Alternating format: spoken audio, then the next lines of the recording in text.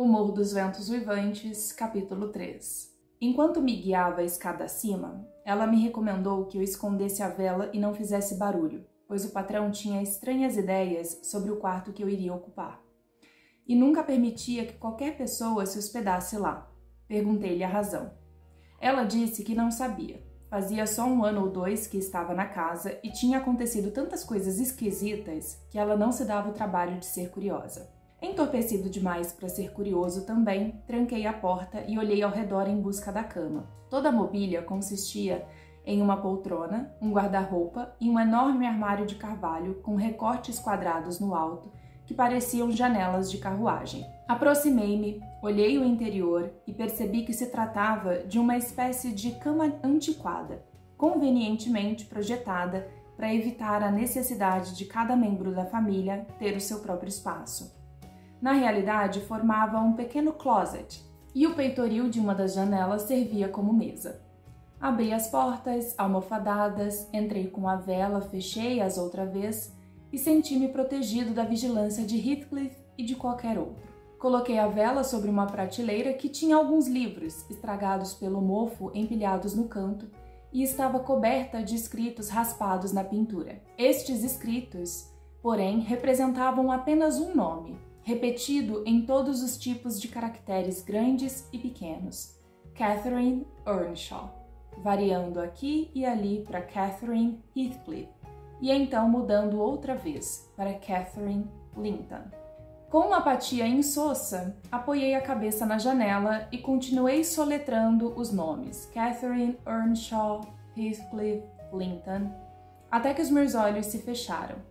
Mas eles não haviam descansado nem 5 minutos quando um brilho de letras brancas surgiu na escuridão, tão vívido quanto um espectro, enchendo o ar de Catherines. Ergui-me para afastar aquele nome perturbador e descobri que o pavio da vela encostara-se a um dos volumes antigos, perfumando o ar com um cheiro de couro de bezerro queimado. Cortei a parte queimada do pavio e, me sentindo muito mal com o frio e a náusea, sentei-me e abri o livro queimado sobre o colo.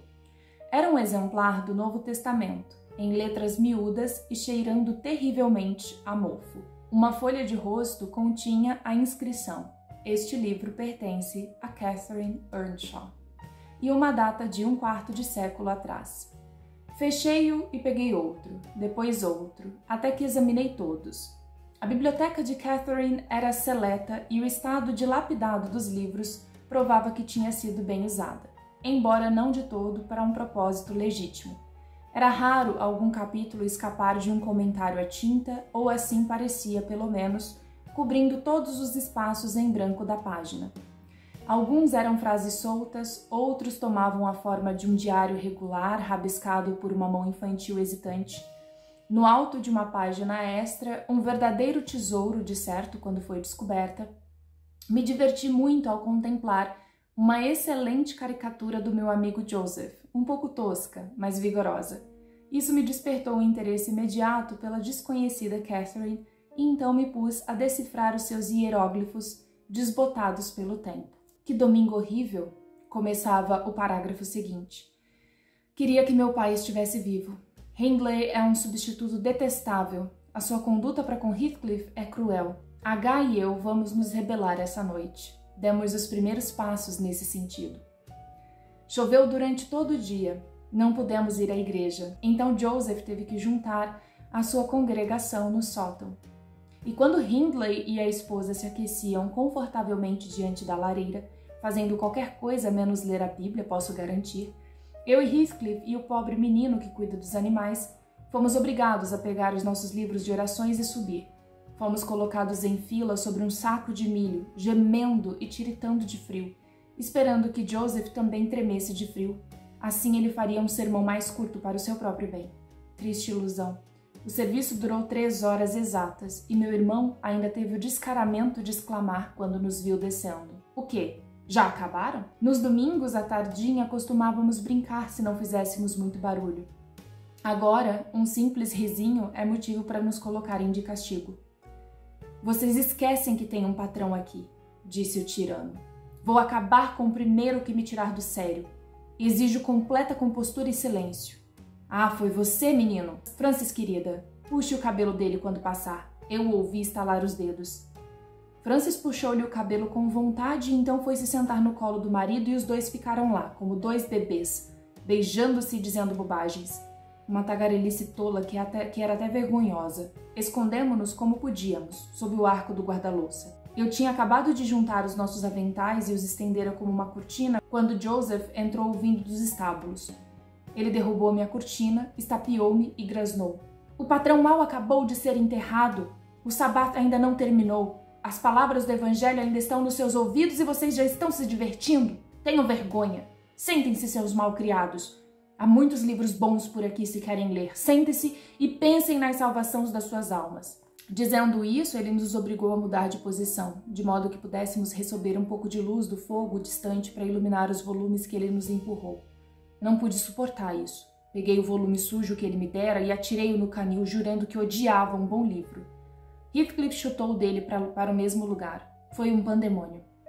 "Patrão Hindley!" gritou o nosso capelão. "Vem até aqui, patrão!"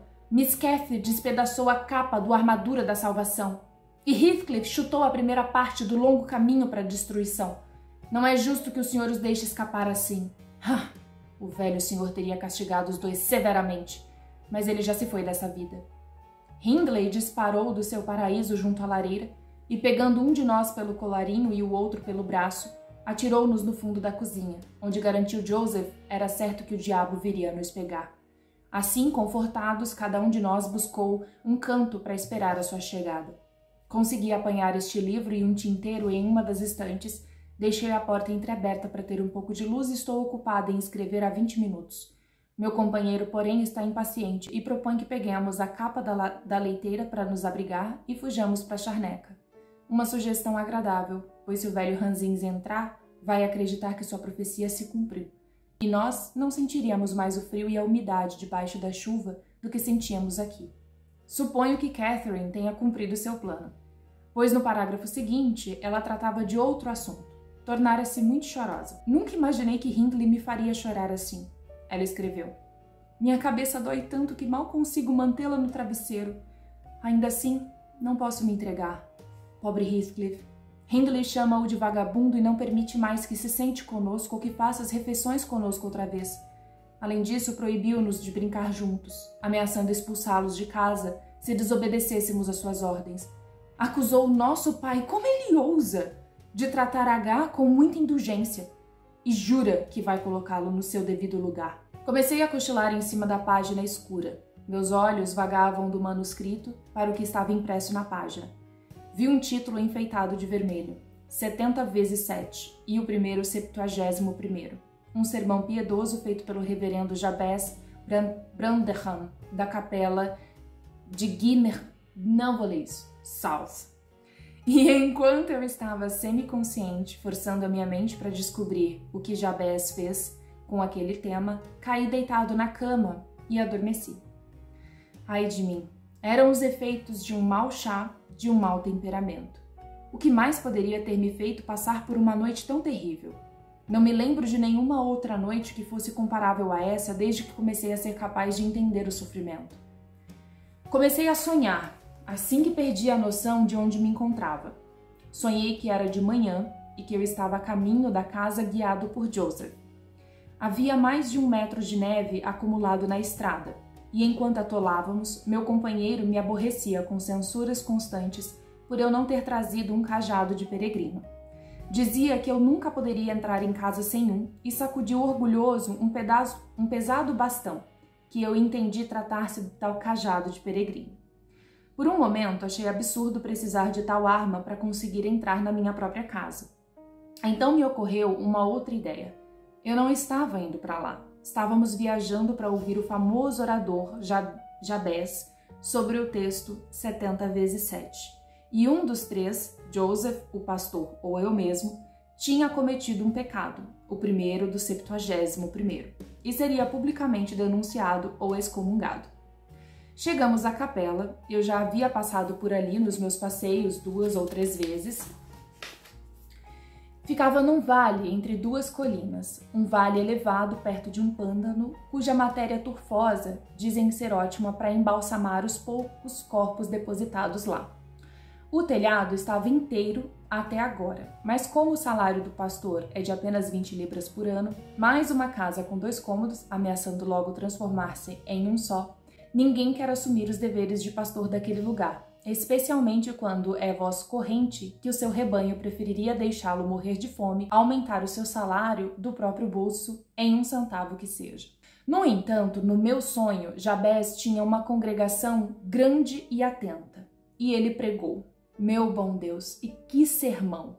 Dividido em 490 partes, cada uma do tamanho de um sermão comum e cada uma tratando de um pecado específico. Onde ele encontrou tantos pecados, não sei dizer. Tinha sua própria maneira de interpretar o texto e parecia que o irmão devia comentar pecados diferentes para cada ocasião. Os pecados eram os mais curiosos, estranhas transgressões que eu jamais havia imaginado. Como eu me sentia cansado! Como dormitava e bocejava e cabaceava e despertava! Como me beliscava e me picava e esfregava os olhos e me levantava e eu tornava a sentar e cutucava Joseph para me dizer se o pastor algum dia acabaria o sermão. Eu estava condenado a ouvir até o fim. Afinal, ele chegou ao primeiro do 71º. Nessa crise, me veio uma súbita inspiração. Fui levado a me levantar e denunciar Jabez como pecador do pecado que nenhum cristão precisa perdoar. Senhor, exclamei. Sentado aqui entre essas 4 paredes, suportei sem intervalo as 490 partes do seu sermão. 70 vezes 7 eu peguei o meu chapéu e estive a ponto de partir. 70 vezes 7 o Senhor me forçou a sentar novamente de modo absurdo. 491 já são demais. Companheiros de martírio, peguem-no, derrubem-no, despedacem-no em átomos até que o lugar um dia o conheceu não conheça mais. Tu és o homem, gritou Jabez após uma pausa solene, inclinando-se sobre a almofada do púlpito. 70 vezes 7 tu contorcestes o teu rosto. 70 vezes 7 consultei a minha alma. Sim, eis aqui a fraqueza humana. Isso também merece perdão. O primeiro do 71º chegou. Irmãos, cumpram com ele o julgamento que foi escrito. Todos os seus santos terão essa honra. Ante aquela palavra, a congregação inteira, brandindo os cajados de peregrino, precipitou-se ao meu redor como uma massa compacta. E eu, sem qualquer arma para me defender, comecei a lutar com Joseph, meu atacante mais próximo e mais feroz, para lhe tomar o cajado. Naquela confusão, muitos bastões se cruzavam, golpes que eram destinados a mim caíam sobre outras cabeças. Agora a capela inteira ressoava com golpes e contragolpes. A mão de cada homem erguia-se contra o seu vizinho. Jabez, não querendo ficar ocioso, descarregava o seu ardor estapeando a madeira do púlpito. Tal atitude foi tão eficaz que, afinal, para meu inexprimível alívio, acabou por me despertar. E o que sugerira este tremendo tumulto? O que desempenhara o papel de Jabez na briga? Apenas um ramo de abeto, que se encostara à veneziana, empurrado pelo vento, e batia seus cones secos contra as vidraças. Escutei por um momento em dúvida. Tendo descoberto o que me perturbara, virei-me e cochilei, e sonhei novamente. Um sonho ainda mais perturbador que o primeiro, se isso fosse possível. Dessa vez lembro-me que estava deitado no closet de carvalho e ouvia distantemente as rajadas do vento e o cair da neve. Ouvia também o ramo de abeto repetir o seu ruído provocante, mas sabia sua verdadeira causa. Isso me aborrecia muito, porém, e resolvi silenciá-lo, se fosse possível. Pensei que me levantava e tentava abrir o postigo da janela. O gancho estava preso no ferrolho, circunstância que eu observara antes de me deitar, mas esquecera. Tenho que acabar com isso de qualquer modo, murmurei, batendo com as juntas dos dedos no vidro e esticando o braço para agarrar o galho inoportuno. Em vez disso, os meus dedos se fecharam sobre uma mão pequena e gelada. O intenso horror do pesadelo tomou conta de mim. Tentei retirar o braço, mas a mão se agarrou à minha e uma voz, a mais melancólica que eu já ouvira, gemia: "Deixe-me entrar! Deixe-me entrar!" "Quem é você?" perguntei enquanto lutava para me desvencilhar. "Catherine Linton", respondeu, estremecendo. Por que pensei em Linton? Eu havia lido Earnshaw, 20 vezes mais repetido do que Linton. Voltei para casa. Eu me perdi na charneca. Enquanto a voz falava, eu sempre me arrepio. Enquanto a voz falava, distingui no escuro o rosto de uma criança olhando pela janela. O terror me tornou cruel, e acreditando ser inútil tentar livrar-me da criatura, puxei o seu punho sobre o vidro quebrado e esfreguei-o de um lado para o outro até o sangue escorrer e ensoltar as roupas da cama. Mas a criatura seguia gemendo: "Deixe-me entrar!" e mantinha o seu tenaz aperto, quase me enlouquecendo de medo. "Como eu poderia fazer isso?" disse eu por fim. "Solte-me se quer que eu a deixe entrar." Os dedos afrouxaram e puxei meu braço pela fenda. Empilhei rapidamente os livros como uma pirâmide sobre o vidro quebrado e tapei os ouvidos para não escutar aquele rogo infeliz. Parece-me que fiquei assim por um quarto de hora, mas quando parei para escutar outra vez, o grito doloroso voltou a gemer. "Vá embora!" gritei. "Nunca vou deixar entrá-la, nem que me implore durante 20 anos. "Faz 20 anos, lamentou a voz. 20 anos. Estou vagando há 20 anos. Então algo começou a arranhar de leve pelo lado de fora, e a pilha de livros moveu-se como se tivesse sido empurrada. Tentei correr, mas não conseguia mover um dedo, e então gritei alto, num frenesi de pavor. Fiquei perturbado ao descobrir que o grito fora real. Passos precipitados aproximaram-se da porta do quarto. Alguém abriu com uma mão forte e uma luz brilhou atrás das aberturas no alto da cama. Sentei-me, ainda tremendo, enxuguei o suor da testa. O intruso parecia hesitar e murmurou algo para si mesmo. Afinal, ele disse em um tom sussurrado, evidentemente sem esperar qualquer resposta: "Quem está aí?" Julguei melhor revelar a minha presença, pois reconheci a voz de Heathcliff e temia que ele prosseguisse com a busca se eu ficasse calado. Com essa intenção, virei-me e abri os painéis do móvel. Nunca esquecerei do efeito que a minha atitude causou. Heathcliff estava de pé junto à porta, de camisa e calças compridas. Uma vela pingava cera sobre os seus dedos, e o rosto estava tão branco quanto a parede atrás dele. O primeiro rangido do móvel de carvalho assustou-o com um choque elétrico. O candelabro saltou-lhe da mão à distância de 1 metro. Estava tão agitado que mal conseguia apanhá-lo do chão. "Sou eu, o seu hóspede, senhor!" exclamei, desejando lhe poupar a humilhação de expor a sua covardia por mais tempo. "Tive a infelicidade de gritar enquanto dormia, por causa de um pesadelo terrível. Sinto muito se o perturbei." "Oh, maldito seja, Sr. Lockwood! Queria que estivesse no..." começou meu anfitrião, colocando o candelabro sobre uma cadeira, pois não conseguia segurá-lo com firmeza. "E quem o trouxe para esse quarto?" continuou, enterrando as unhas nas palmas das mãos e trincando os dentes para dominar as convulsões do maxilar. "Quem foi?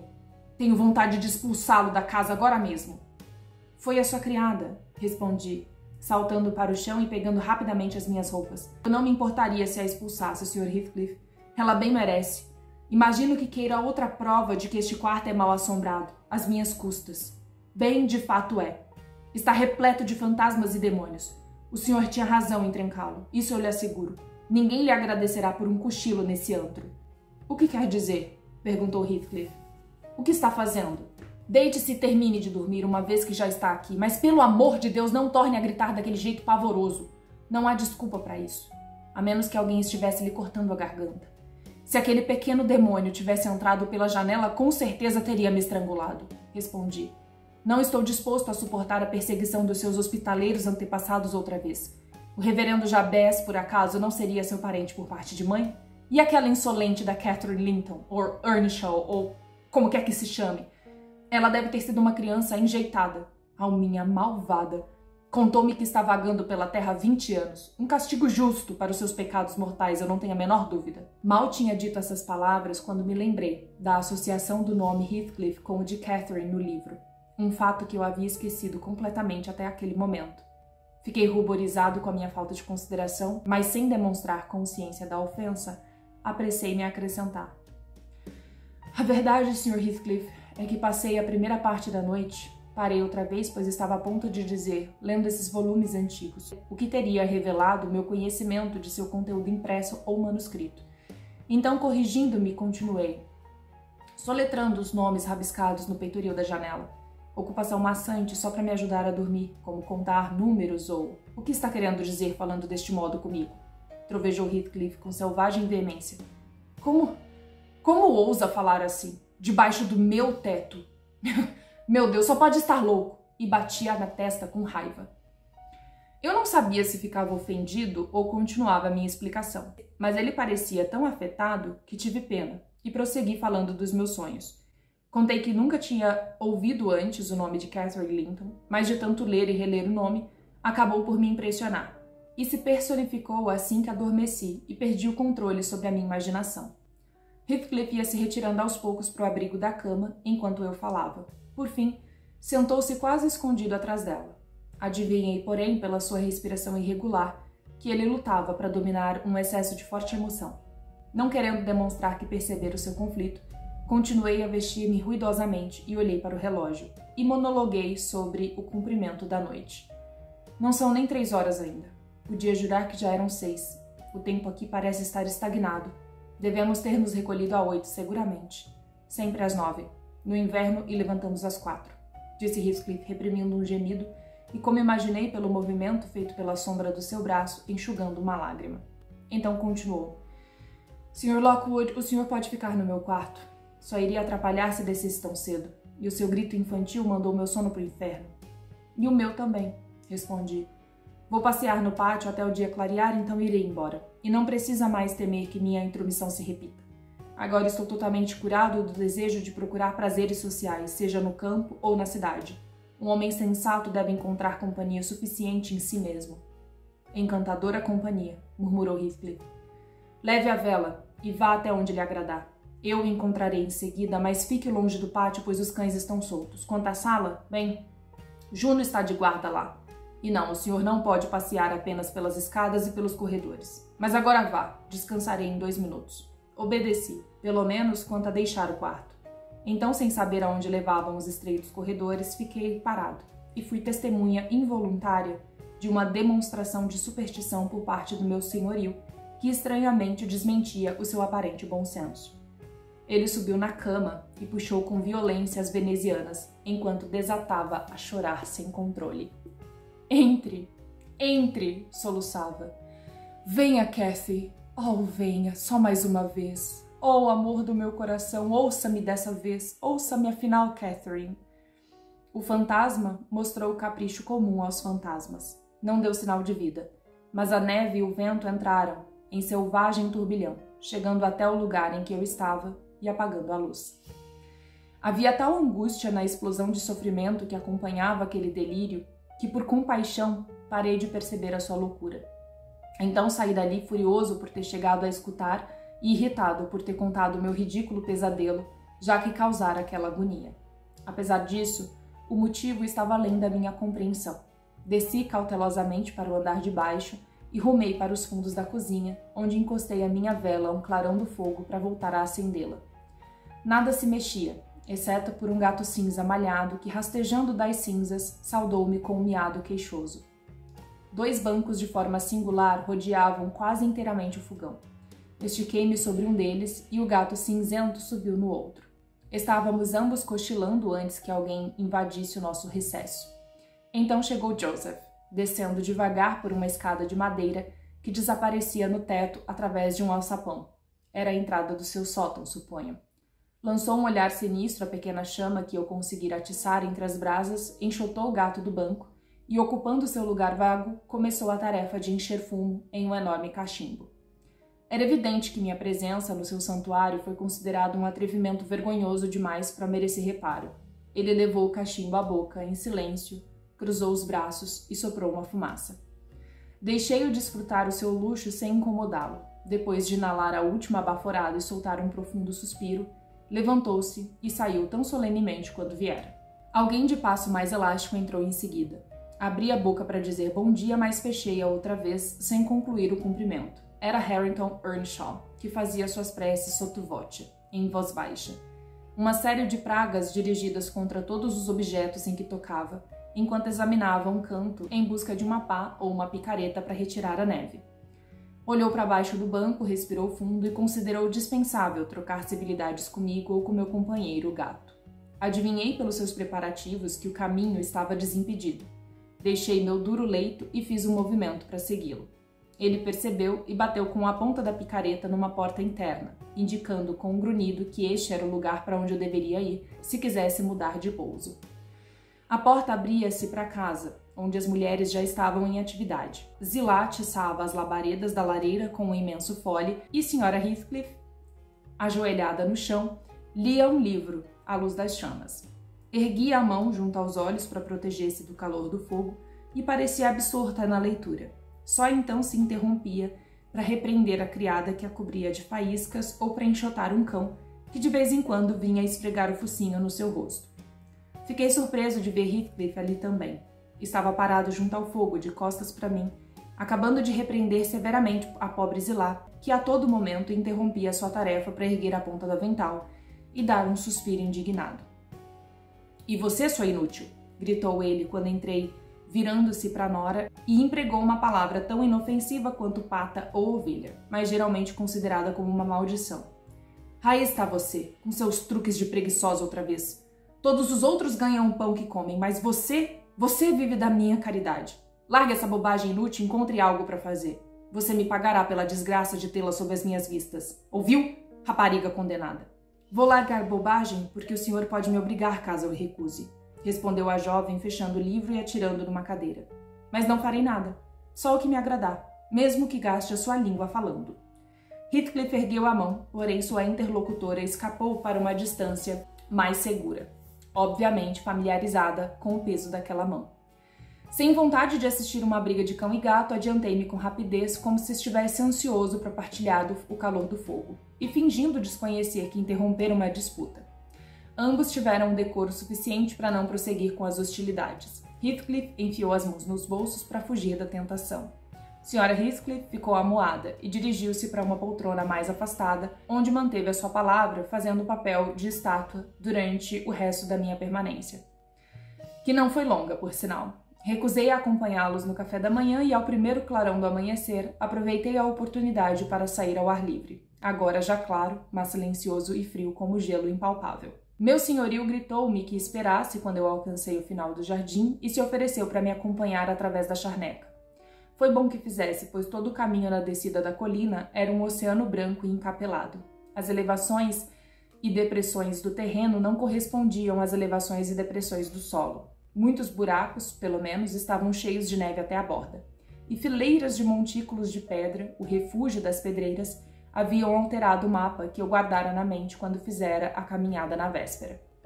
Eu havia notado, em um dos lados na estrada, a intervalos de 6 ou 7 metros, uma linha de pedras verticais que seguia ao longo de todo o árido cume.